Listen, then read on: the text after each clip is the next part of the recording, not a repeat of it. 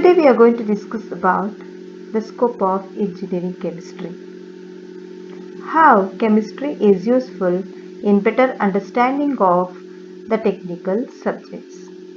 There is a great saying that science is a fuel which drives the technology, meaning science and technology should go in hand.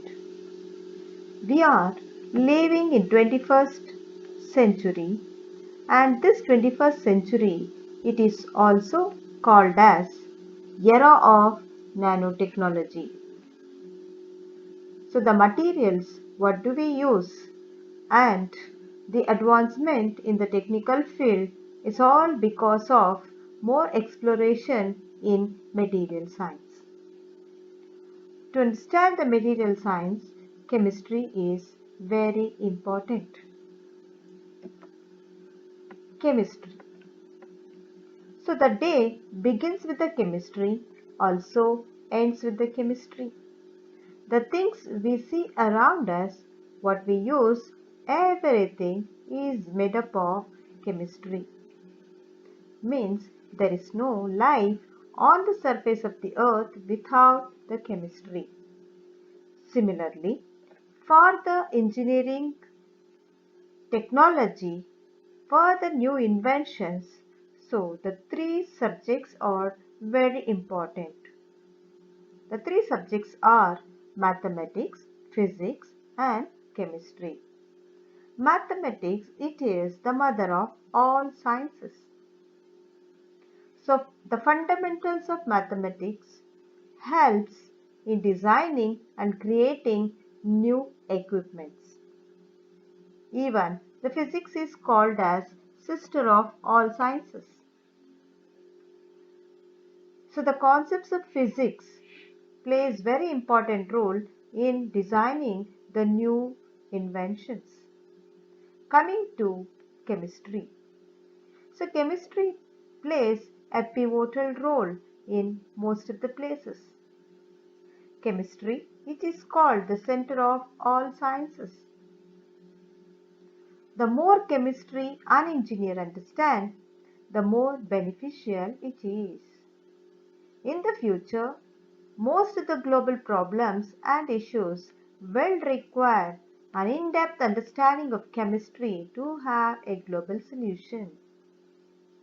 Knowledge of chemistry and chemical reaction is very much required in the designing and subsequent production of many equipment such as MRI scanning machine, ECG, microwave oven, electric car, airbag system, combustion engine, energy storage system, pollution control devices, and alcohol detector, and many more.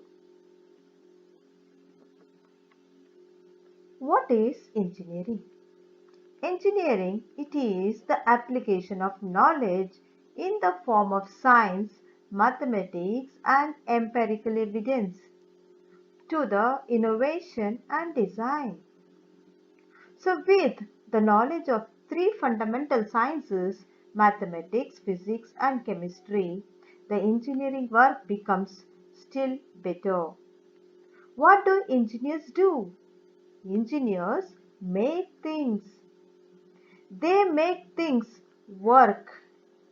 Engineers make things work better. So there is a great saying that scientists discover the world that exists and engineers create the world that never was. The meaning of this is the scientist or the science people can discover whatever it is existing in and around or on the surface of the earth. Also, they study the properties of the materials found. Having this knowledge, an engineer can create the new things for the betterment of all of us. That means if iron is a metal having so and so property, engineer understands the property of iron and it can be modified and it is used in most of the places. That means the science and engineering should go hand in hand. That means engineer should have understood the basic sciences thoroughly to create a new world using the knowledge of science. So let us discuss about how chemistry is useful in the vision. This is the picture of the eye. The two important parts of the eye are, one is cornea, the other one is retina. The retina is having a chemical called as rhodopsin. All of us are fortunate to see the things around us and feel the beauty of the sceneries. This is not so in a blind person. Why it is so? Let's see what is the chemistry of our vision. As I mentioned, this rhodopsin is having a chemical called as retinal. So this is the structure of retinal and it is in cis form. The meaning of that is at the carbon 11 and 12 there is a double bond and the hydrogens, that is the functional group, same type of functional groups present on same side of the double bond, and it is a conjugated system.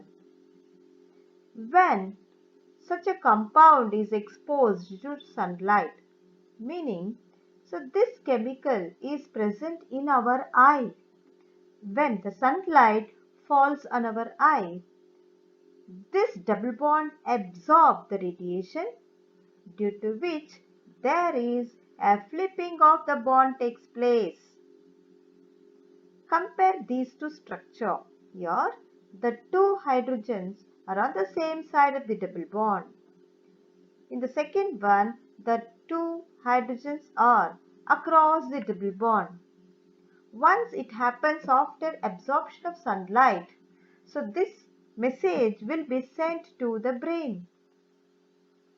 After the flipping of the bond, that is trans-retinol is getting converted to the cis-retinol, getting converted to the trans-retinol, immediately a nerve impulse will be sent to the brain. The brain will send the response. Due to that response, we could see what is around us. So this is lacking in a blind person. So this is the beauty of chemistry and this is the chemistry behind the vision. Moving on to few more examples how chemistry is useful in technology. So I just started with the eye example, but the things what do we use starting from beginning of the day till we go to the bed, all consist of chemistry in one or the other part. So very few examples are taken here which is relevant to a technology. So this is a simple picture showing a traditional cooking and modern cooking. Now we are all are familiar with this type of cooking. This is a microwave and it is a creation of an engineer. How he has created this and what is the difference between these two? This is a olden days cooking and the source of heat energy used is a firewood, due to which there will be a lot of air pollution going to happen and loss of energy and loss of nutrients. It is open cooking. Such type of problem do not arise in a microwave cooking. So what is the chemistry behind this? No doubt this device is invented or created by an engineer with the knowledge of water chemistry. As we all are familiar, the formula of water is H2O. Same thing, I can write it as HOH.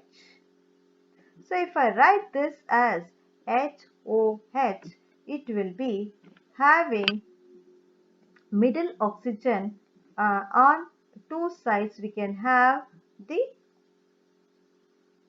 hydrogen.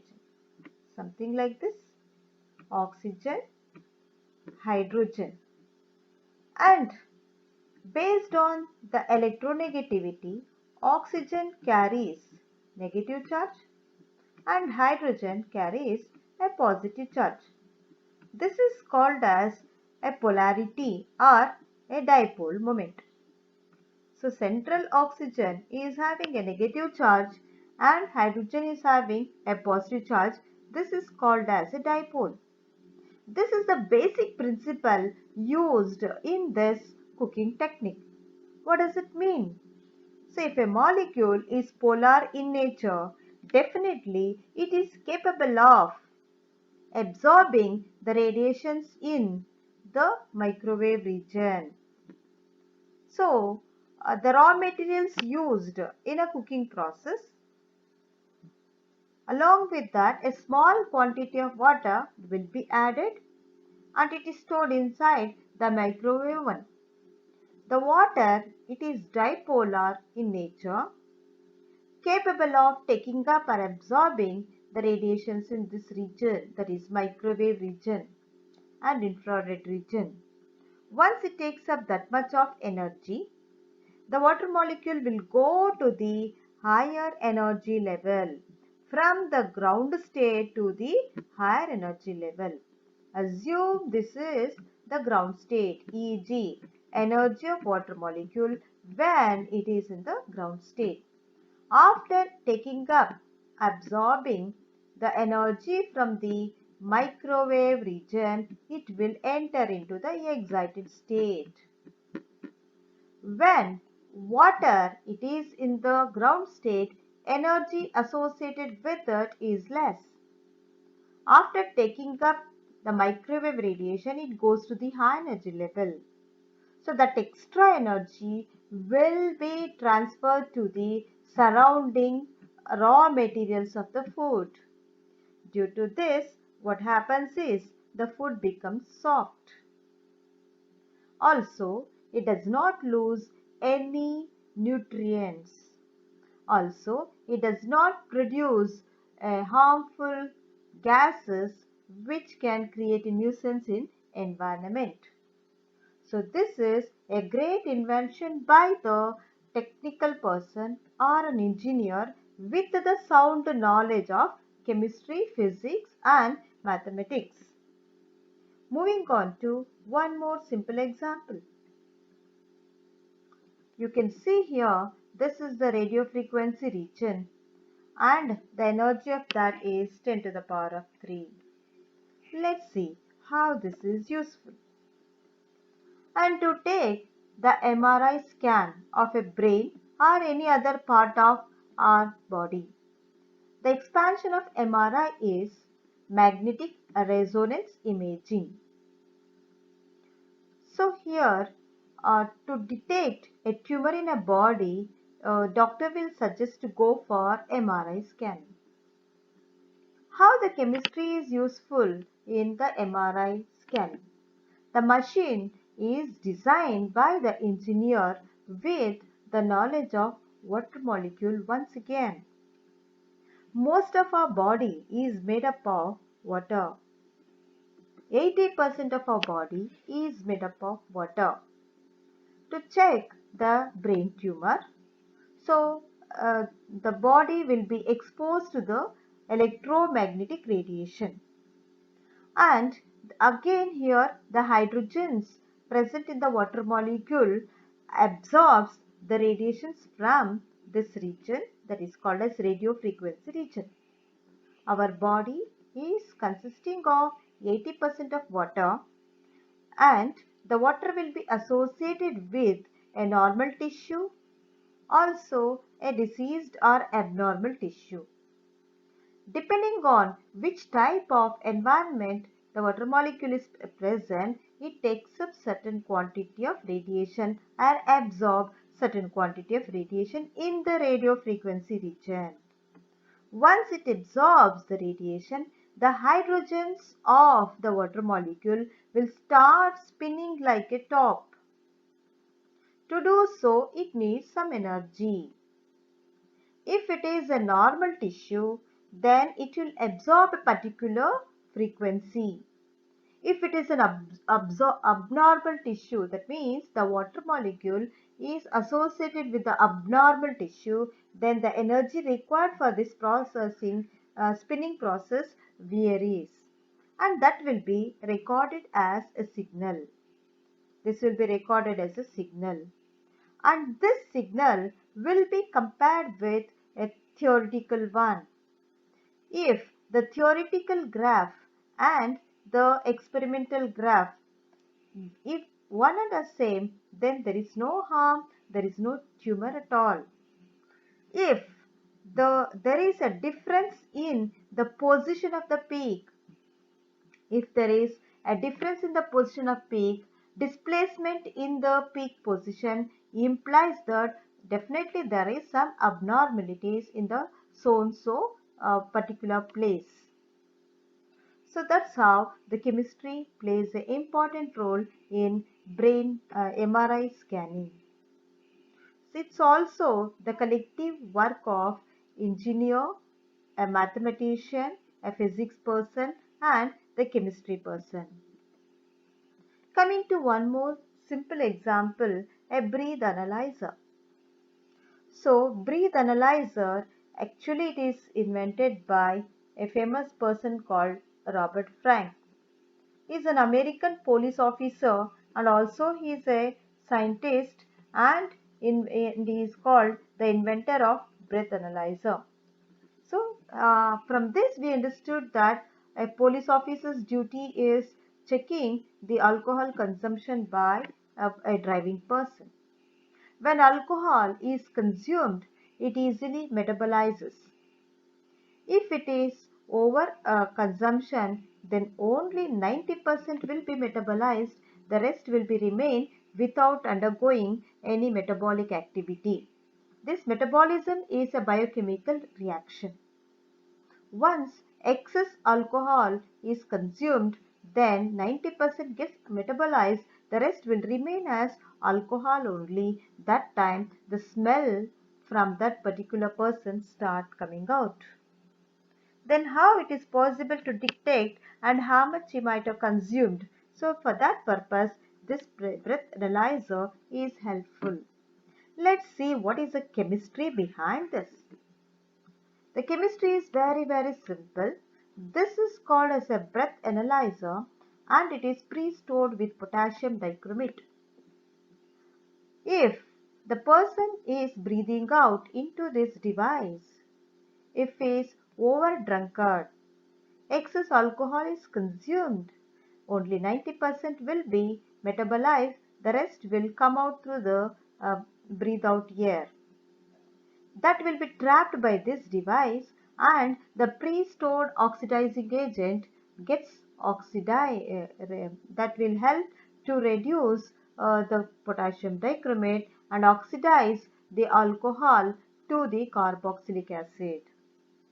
If the breathe out air contains alcohol, that is C2H5OH, when he breathes out immediately, it gets converted to the carboxylic acid and the potassium dichromate gets reduced. Due to the reduction process, the color of the dichromate changes and a green color light will be appeared. So if the intensity of the green color is high, indicates more oxygen consumption. If the intensity of the green color is low, then the alcohol consumed by the person is less. And if no green color means, so there is no case of that means the person has not taken any alcohol. Like this, chemistry and chemistry and technology go hand in hand. Moving on to one more important thing. So let's focus on the engineering syllabus. The first module is electrochemistry. Here, electrochemistry it mainly deals with the electrochemical cell.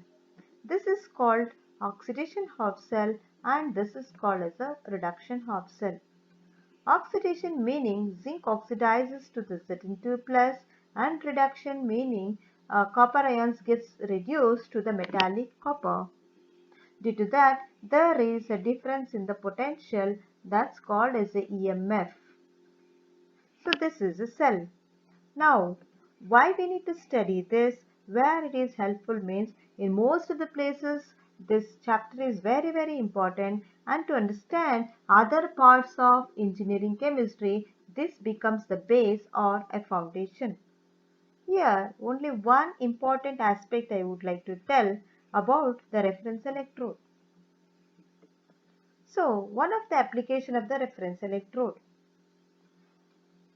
As I said in a previous slide, you can see a cell means it should have a two half cell and these two should be linked by a salt bridge. Other two ends are connected to the voltmeter or a ammeter depending on the condition.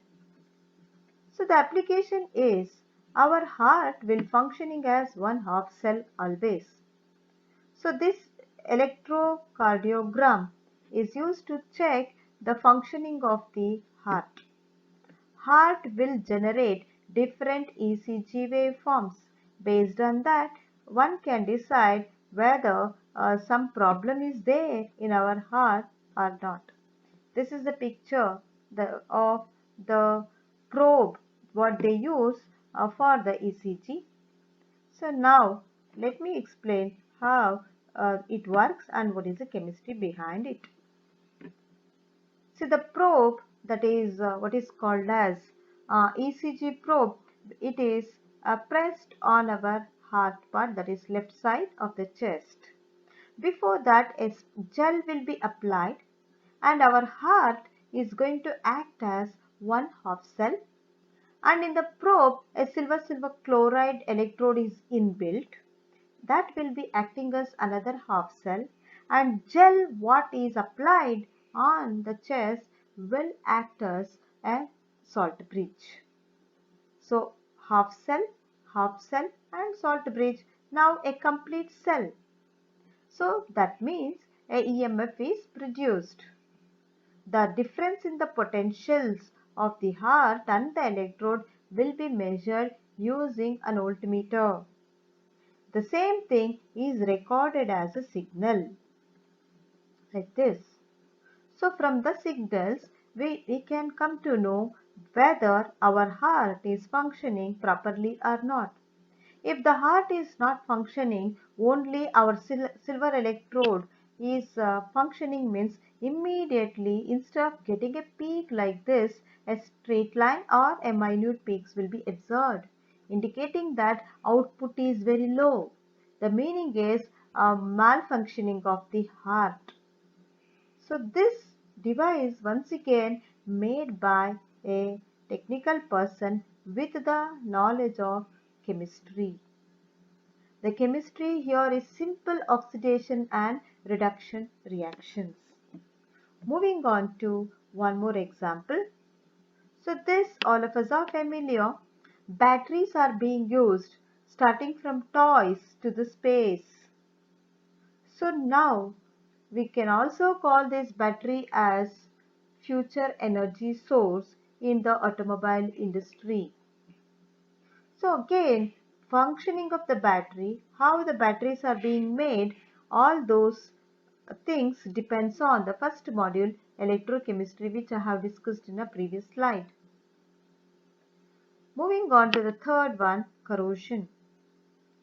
Most of the metals except our noble metals definitely do undergo the corrosion process. To undergo this corrosion process, the simple oxidation and reduction reaction only is important.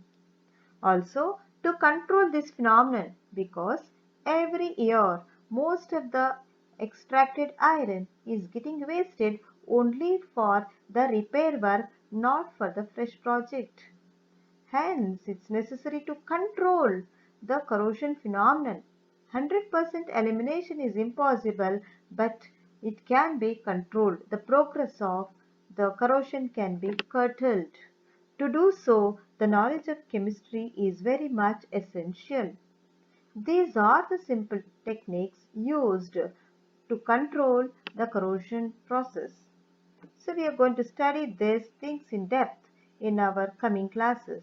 Here I am just highlighting the importance or scope of why we need to study the corrosion chapter. And this another device called potentiostat. It is used to measure the corrosion current of underground metals.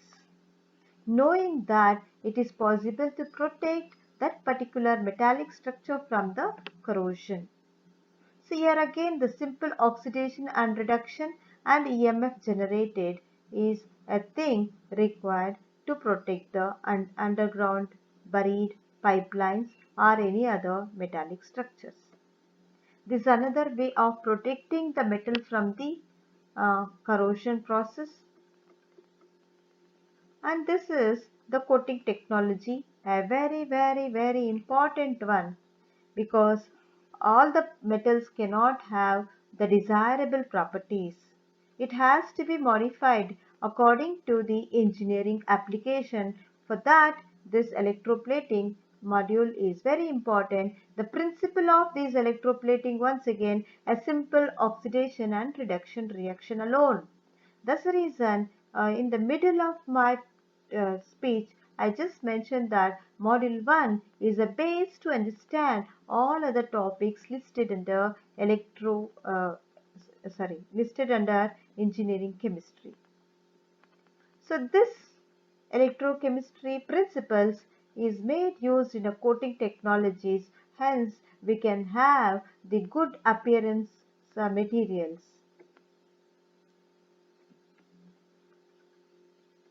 Next. Today we are using many composite or smart materials. The exploration started from 1964. Today we are at 2022. We are going to 2021. Very soon we are entering into that. A lot of research had been done and lot of exploration in the composite materials just to have the uh, desirable properties, uh, protect the metal from all the bad phenomenon and weightless materials and more compact. Due to that only today we have a nano machines. Nano machines are being used in surgeries too. So these are, see, this is a chemical, a monomer is a chemical, polymer is a chemical. From this we are going to design and get the object. So that means to make this object, so the chemistry knowledge is very important. And this chemistry also stretches his hands in the field of sustainable energy. So today we can say the sun energy is the supreme energy, how to harness the supreme energy and how to use it, disperse it. For that, the knowledge of chemistry is very much essential. Also, burning of fossil fuels causes the pollution. Why the pollution is happening, how it can be controlled. To understand that, chemistry is must. And sustainable next generation energy technologies involves the following things. The working principle behind all these things is once again chemistry alone. That's the reason we can say the science and technology should go hand in hand to create the new world and also bring a betterment in the life of mankind. So students, when you're going to study any of the subject, it's compulsory to know how far the subject is useful. If you start learning in this direction, None of the subjects becomes difficult. Every subject becomes very easier. Thank you, students. Related to this, if you have any queries, you can post to us. Definitely we'll get back to you. Once again, I thank you for your hearing.